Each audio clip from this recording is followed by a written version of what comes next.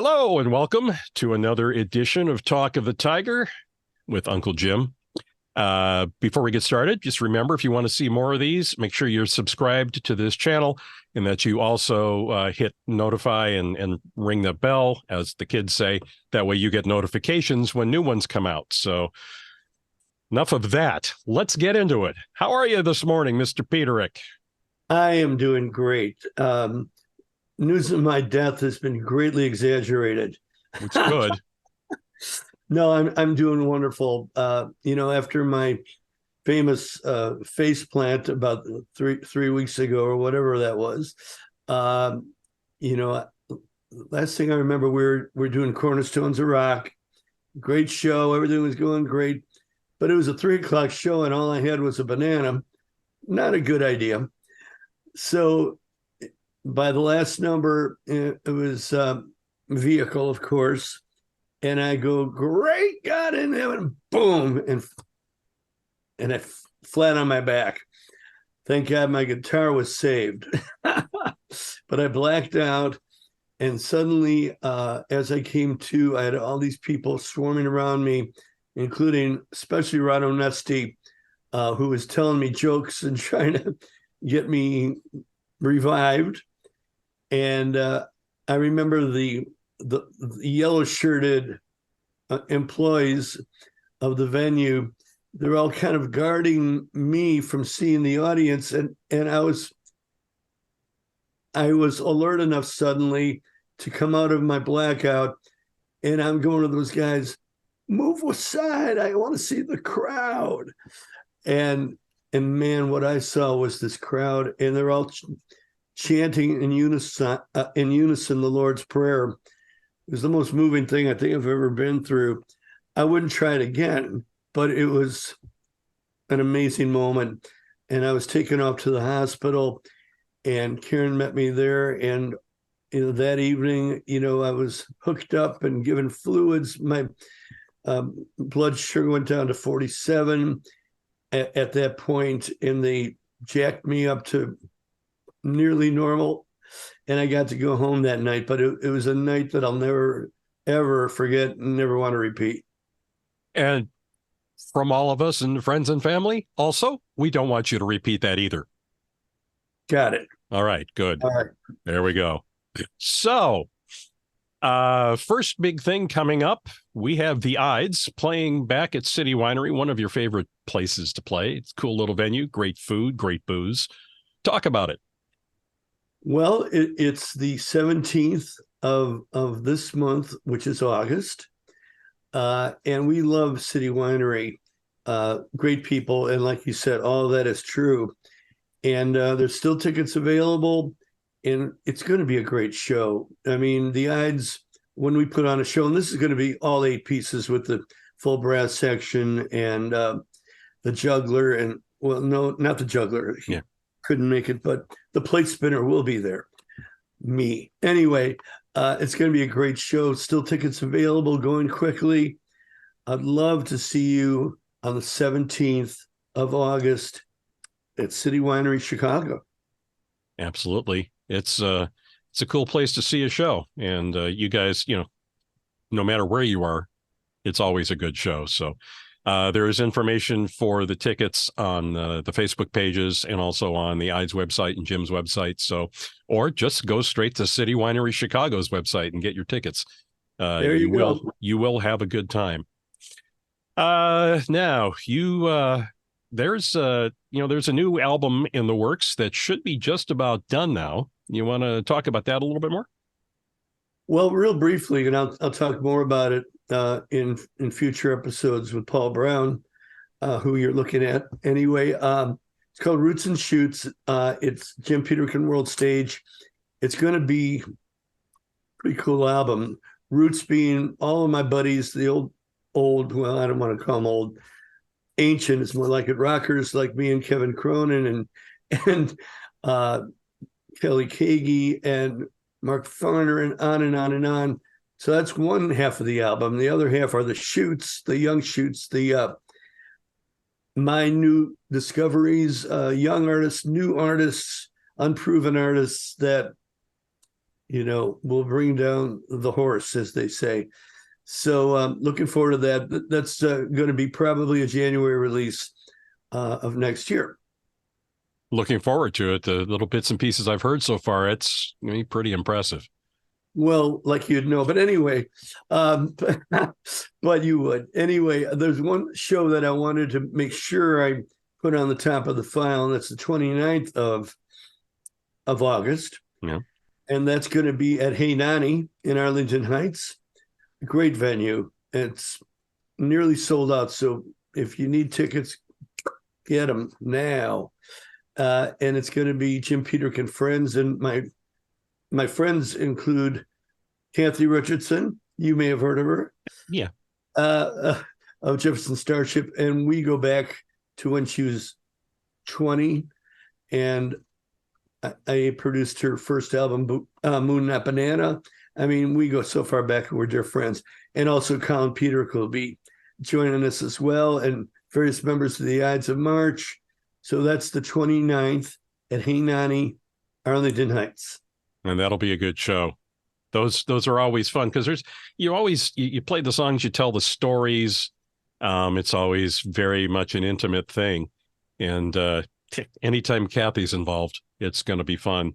Oh man, yeah, she's a force of nature, and we're dear friends, and can't wait.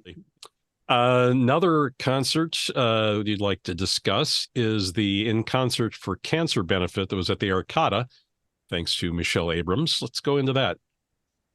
Well, Michelle is a dear friend, and I've done a lot of events for her in her hometown of Seattle. But she has this great benefit called In Concert for Cancer, raises tons of money for the cause. And she came into town, and we did an event at the Arcada. And we opened up for one of the great ABBA tribute bands. And it was, Ray Parker flew in for the event, Mindi Abair, myself. And we had a great show. We only did 3 or 4 numbers, and of course we ended that set with Ghostbusters. I mean, what else can you end with? And everybody's singing, and it was just a giant party, and we raised a lot of money and awareness for cancer. Awesome. And I know that Mindy had posted several things on social media. She had a good time. Mindy's always a party. Mindy is a party, and she stayed a couple of days later, stayed over at my guest bedroom, and we wrote another 2 songs for her new album. Great. Yeah, she's soon to start recording, and a 3rd in the works. Again, Mindy's a force of nature. She just keeps it going, and Karen was still in town. Karen's in Europe now, touring with the Pan Am girls, but so it's party time for Jimbo. Not. Anyway, so Mindy was over, and we went out to dinner, and we stayed 2 days and wrote songs. It was really a lot of fun. Yeah, I can't wait to hear that album. It's anything new for Mindy is on my list of albums to buy. So. Oh my God. And she's really undervalues herself as a singer. Obviously sax is her thing, but one song that we wrote, she sings, as you remember, she sang Saul Good and a few others, and she's got a really good voice. Yeah, the Wild Heart album has got some rockers on it, and she's definitely got it. So we wrote that shuffle that just kills. Yep. All right. Now another event that you were recently at is one that actually you're more involved in now, was the Goombay Bash cancer benefit was out at Navy Pier. Yeah, I've done this now. This has got to be 10 years, not in sequence, but the 10th year I've done the Goombay Bash. So another great organization raising money and awareness for cancer. And this time they really surprised me. Karen and I went, and we're sitting at the table, and they kind of warned me, get ready for a surprise. I go, oh boy, I hope it's good. And it was. And cutting a long story short, suddenly the band, this amazing, huge band and choir appeared on stage with this great singer and great musical director, and they did an incredible arrangement of Eye of the Tiger. And I got goosebumps and possibly those real tears. And it was just very, very, very moving. I'll never forget that. And now I've been talking to Colin, well, he was talking to me, actually suggested that we reenact that, invite everybody down to the Jam Lab and reenact that moment and that with all those people and that version of Eye of the Tiger. So stay tuned. That'll be cool. All right. Speaking of Jam Lab, you just recently played a private event there that you wanted to mention.